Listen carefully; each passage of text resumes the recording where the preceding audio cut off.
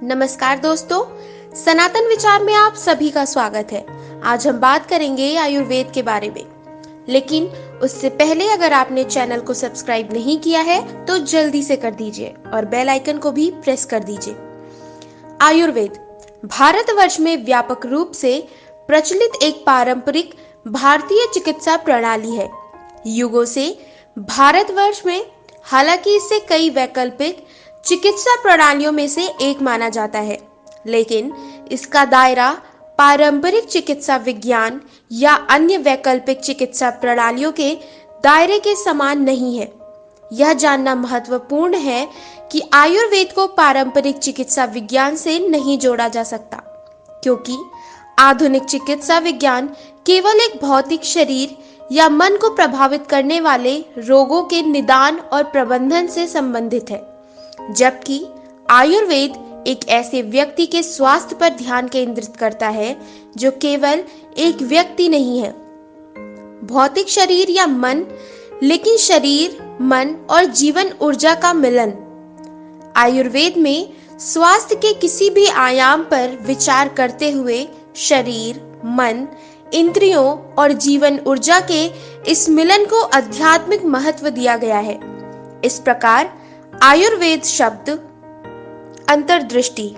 आयुर्वेद जैसा कि नाम से ही स्पष्ट है, भारतवर्ष में उत्पन्न वैदिक साहित्य का एक हिस्सा है। भारतवर्ष उपवेदः माना गया है, अर्थवेदः का उपवेद। अर्थवेद आयु के रख रखाव पर अपना मुख्य ध्यान केंद्रित करता है। आयुर्वेद इस प्रकार आयु को प्राप्त करने और रोग को दूर रखने के लिए दिव्य विधियों की पेशकश करता है। ऐसे रोग जो मनुष्य की दैनिक गतिविधियों में बाधा उत्पन्न करते हैं। आयु 4 तत्वों का एक संघ है, अर्थात शरीरम शरीर जिसमें पतित होने की स्वाभाविक प्रवृत्ति है। इंद्रियाणि इंद्रियास आमतौर पर इंद्रिय अंगों और मोटर अंगों के रूप में जाना जाता है। सत्वम सत्व या मानस जिसे आमतौर पर मन के रूप में जाना जाता है। और आत्मा आमतौर पर जीवन ऊर्जा, चेतना या अविनाशी आत्मा के रूप में माना जाता है। यह इस प्रकार है कि आयुर्वेद का विषय, दायरा और अनुप्रयोग भौतिक शरीर तक ही सीमित नहीं है, बल्कि सभी 4 तत्वों और इन सभी के मिलन तक सीमित है। व्युत्पत्ति। लेखों के अनुसार सुश्रुतः आचार्य सुश्रुत। आयुर्वेद वह वेद है जहां से व्यक्ति जीवन या दीर्घायु प्राप्त करने की विधियां प्राप्त कर सकता है। अर्थः आयुर्वेद वह वेद है जहां आयु निहित है, या वेद जहां से आयु प्राप्त की जा सकती है। आयुर्वेद शब्द में 2 शब्द हैं, अर्थात आयु और वेदः वेद। आयु को 4 तत्वों के निकट संघ के रूप में परिभाषित किया गया है, अर्थात शारीराम शरीर जिसमें पतित होने की स्वाभाविक प्रवृत्ति है। इंद्रियां आमतौर पर इंद्रिय अंगों और मोटर अंगों के रूप में जाना जाता है। सत्व मनस या आमतौर पर मन के रूप में जाना जाता है। भाव आत्मान आमतौर पर जीवन ऊर्जा, चेतन या अविनाशी आत्मा के रूप में जाना जाता है। धारी जीवतम नित्यांग अनुबंध शब्द समानार्थक रूप से आयु के साथ प्रयोग किए जाते हैं। यह मिलन मृत्यु के समय तक मौजूद रहता है, या दूसरे शब्द में मृत्यु इस मिलन का विघटन है। इसलिए शरीराम, इंद्रियाम, सत्व और आत्मा जीवन के आवश्यक घटक माने जाते हैं। आयुर्वेदस्य परिभाषा। अंश चरकः। आचार्य चरक आयुर्वेद को परिभाषित करते हैं, वेद जो आयु, उसके माप, आयु के विभिन्न पहलुओं जैसे हितायु के बारे में ज्ञान प्रदान करता है। हिताय, अहितायु, अहितयु, सुखायु, दुखायु। इसके अलावा इस प्रकार के आयु के प्रवर्तक और गैर प्रवर्तक के रूप में कार्य करने वाले कारकों का ज्ञान। अर्थ, आयुर्वेद वह वेद है जो अच्छे, बुरे, सुखी और दुखी जीवन से संबंधित है। यह प्रवर्तक और गैर प्रवर्तक, उपाय और प्रकृति है। आयुर्वेद का उदय। प्रत्येक नए आविष्कार की जड़ें किसी न किसी आवश्यकता में होती हैं। यह ज्ञान की किसी भी शाखा के उद्भव और उन्नति का आधार है।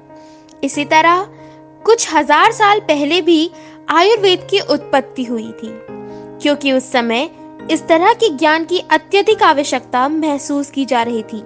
यह आवश्यकता आयुर्वेद में दिए गए ज्ञान के महत्व और प्रासंगिकता के साथ साथ आयुर्वेद में जीवन का ज्ञान प्रदान करने के उद्देश्य पर प्रकाश डालती है। अत्रेय परंपरा। प्राचीन भारत में ऋषि और दृष्टा आध्यात्मिक ज्ञान के लिए अपनी प्रथाओं के एक भाग के रूप में विभिन्न यज्ञों और पवित्र कार्यों को करने में लगे हुए थे। जब विभिन्न रोगों का उदय हुआ तो तप में बाधा उत्पन्न होने लगी। तप, भोज, उपवास, ब्रह्मचर्य, व्रत और आयुष इन रोगों का समाधान खोजने की अत्यधिक आवश्यकता महसूस की गई। मानव जाति की दुर्दशा को देखते हुए ऋषियों ने हिमालय के शुभ पक्षों में से एक पर इकट्ठा होने और समाधान खोजने का फैसला किया। ऋषियः अंगिरा, जमदग्नि, वशिष्ठ, कश्यप, भृगु, अत्रेय, गौतम, सांख्य, पुलस्त्य, नारद, अगस्त्य, वामदेव, असित, मार्कंडेय, परीक्षी, अश्वलायन, भिक्षु आत्रेय, भारद्वाज, कपिंजला, विश्वामित्र, अश्वमाथ्य, भारद्वाज, गर्ग्य, शांडिल्य, कौंडिल्य, वर्षी, देवल, गालव और कई अन्य ऋषि इस सभा के भाग में थे। वे सभी प्रबुद्ध और प्रतिभाशाली थे। ऋषि भारद्वाज ने स्वेच्छा से प्रतिनिधि के रूप में काम करने की इच्छा व्यक्त की और इसलिए ऋषियों द्वारा इंद्र के निवास पर जाने और ज्ञान साझा करने का अनुरोध करने के लिए उन्हें प्रतिनियुक्त किया गया। बहुत ही कम समय में बुद्धिमान और समर्पित ऋषि भारद्वाज ने आयुर्वेद ज्ञान को अपनी संपूर्णता में अवशोषित कर लिया। सुखी जीवन प्राप्त करने के लिए स्वयं अभ्यास किया और इसे अन्य ऋषियों को हस्तांतरित कर दिया। इस तरह ऋषि भारद्वाज को पृथ्वी पर मानव कल्याण के लिए आयुर्वेद का ज्ञान प्राप्त करने वाला पहला मनुष्य के रूप में जाना जाता है। फिर उन्होंने इस ज्ञान को विभिन्न अन्य ऋषियों को दे दिया। धन्वंतरी परंपरा। एक अन्य परंपरा में आयुर्वेद का ज्ञान काशीराज दिवोदास धन्वंतरी को विरासत में मिला था। इंद्र से काशीराज दिवोदास धन्वंतरी, फिर उन्होंने सुश्रुत जैसे अपने शिष्यों को यह दिव्य ज्ञान दिया। सुश्रुत, औपधेनव, वैतरंग, और भरा, करवीर्य, भोज, पौष्कलावत, गोपुरमीत, लेख सुश्रुत। इन शिष्यों के बीच सुश्रुत ने सुश्रुत संहिता नामक ग्रंथ की रचना की। सुश्रुत संहिता को आयुर्वेद में आधिकारिक ग्रंथों में से एक माना जाता है और यह बहत्तरी का एक अभिन्न अंग है। आयुर्वेद का प्रयोग। वियोजन। आयुर्वेद के प्रयोग का अर्थ है आयुर्वेद का उद्देश्य। इसे नीचे वर्णित किया गया है। धातु के संतुलन की स्थापना। आचार्य चरक के अनुसार धातु संयम की स्थापना। धातु संयम आयुर्वेद का एकमात्र उद्देश्य है। अर्थ, धातु संयम की स्थापना ही आयुर्वेद का एकमात्र उद्देश्य है। एक अन्य प्रवचन में धातु संयम को आरोग्यम के रूप में भी परिभाषित किया गया है। आरोग्य। आचार्य चरक ने रोधा को परिभाषित किया। विकार।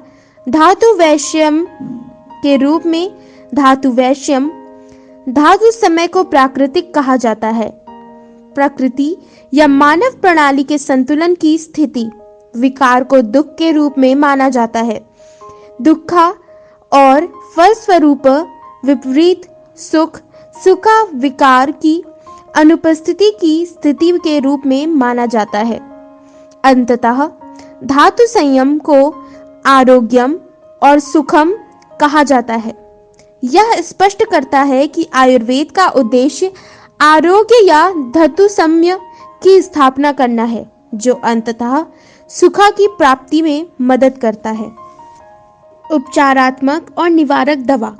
आचार्य सुश्रुत का मत है कि आयुर्वेद का उद्देश्य व्याधि परिमोक्ष है। व्याधि परिमोक्ष अर्थात रोग का नाश करके और स्वास्थ्य वृत्तिम के द्वारा रोगी की पीड़ा को कम करना, स्वास्थ्य रक्षा और रोगों से बचाव कर स्वस्थ व्यक्ति के स्वास्थ्य की रक्षा करना। इसलिए यह स्पष्ट है कि आयुर्वेद स्वास्थ्य के दोनों पहलुओं पर ध्यान केंद्रित करता है, अर्थात उपचारात्मक और निवारक। आयुर्वेद में न केवल रोगों का उपचार करके बल्कि रोगों की रोकथाम द्वारा भी स्वास्थ्य और दीर्घायु प्राप्त करने के तरीकों का वर्णन किया गया है, जो प्राचीन ऋषियों के वर्चस्व और ज्ञान का संकेत देता है। आयुर्वेद की प्रकृति और विषय। आयुर्वेद के ज्ञान को त्रिसूत्र के रूप में प्रस्तुत किया गया है। त्रिसूत्र या त्रिस्कंध, त्रिस्कंधा 3 महत्व पहलुओं को कवर करता है। हेतवः, हेतु, इटियोलॉजी और निदान, लिंगी, लिंगानी, नैदानिक प्रस्तुति, संकेत, लक्षण आदि। अभी तक के लिए बस इतना ही। आपसे जल्द मुलाकात होगी दूसरे भाग के साथ। तब तक के लिए हमसे जुड़े रहने के लिए हमारे चैनल को सब्सक्राइब करना ना भूलें। धन्यवाद।